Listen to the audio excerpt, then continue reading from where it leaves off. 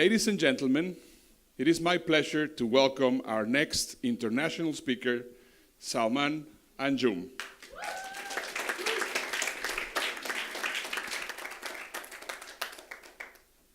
Thank you very much, Ernesto, for a kind introduction. Imagine a space shuttle is about to lift off. The initial moments are very critical for the success of its journey. It is a tiny portion of the entire journey, yet stumble during this initial phase can cause the mission to burn and crash. Opening of any presentation is equally critical. Stumble during the opening of any presentation can cause the loss of interest in the audience mind. So how to lift off your presentation powerfully? The answer is you have to hook your audience. By hooking your audience, you can do two things. You can gain their attention, and at the same time, you answer the most important question in their mind, which is, what's in it for me? And this is what I'm going to answer. Why you should be listening to me for the next 5 to 6 minutes. I'm going to give you a 3-step process, how to get your talks, how to get your presentations done in a successful manner, in a contemporary manner.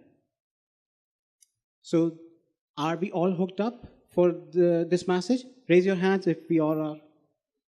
Thank you so much. Moving forward, some presentations start smoothly and end smoothly as well. However, during the middle phase, it gets sometimes muddled in the middle situation. We understand that we have to start with hooking our audience, what to do in this middle part where the whole information lies in, the value of the information lies in. So we have to hug our audience. Means that you cannot lead the content and leave behind your audience. You have to take them with you on the journey. How we can do that? By simply doing it, involving them with you, letting them participate in the process of this journey. And I want one thing from you now. I'll give you one gift, a book, if you answer me a very simple question. I used the space shuttle analogy in the very beginning. What is the name of the first space shuttle which made the successful mission to the moon?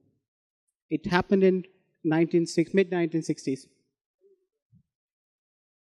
Apollo 1. You raise your numbers, please. 1, 2. Who said 11? It's yours.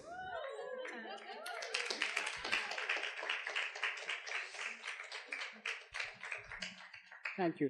The reason I'm bringing Apollo 11 again, a space shuttle, in our discussion, it made the first ever successful journey to moon and came back successfully. During its journey, it made 7,380 deviations. And people on ground, Houston, redirected them all of this journey so that they can make it successfully and sound with safety. My point here is, if the most successful journey, one of the most successful journey of mankind can be a success with 7,380 deviations, any presentation can be a success if you continuously rehook your audience and involve them in the process of learning. Last phase, and what would be that? Conclusion of your presentation. How does this sound? Hook, hug, and goodbye. Sleazy, I guess. Let's change it in this way. Hook, hug, and fireworks. Who saw the fireworks last night? Happened in Dubai. They opened a new, every now and then they do this fireworks stuff. Fireworks are the symbol of celebration. It has the memorable effect in it. Always create memory in the audience. Your ending of the presentation should never be a mere goodbye.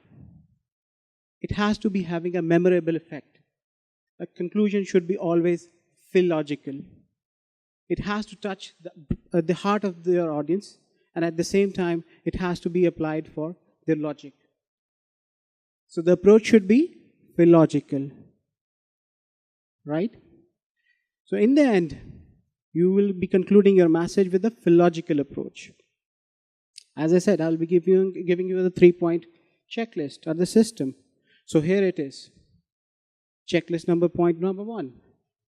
You have to start your presentations by hooking up your audience, gain their attention, give them the answer of what's in it for them.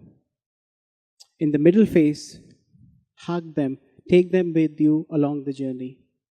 Don't leave them behind. Yes, content is the king, but you can't even win the game of chess with king only. You need the sporting acts, pawns, bishops, knights, rooks.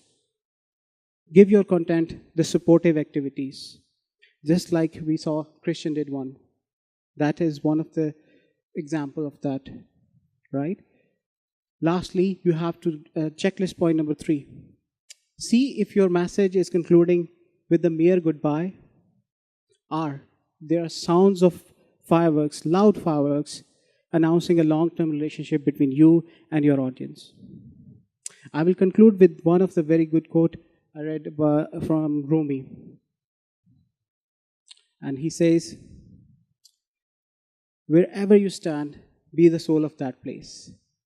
I want you all to stand and give yourself a round of applause for becoming a soul of this place. Thank you so much.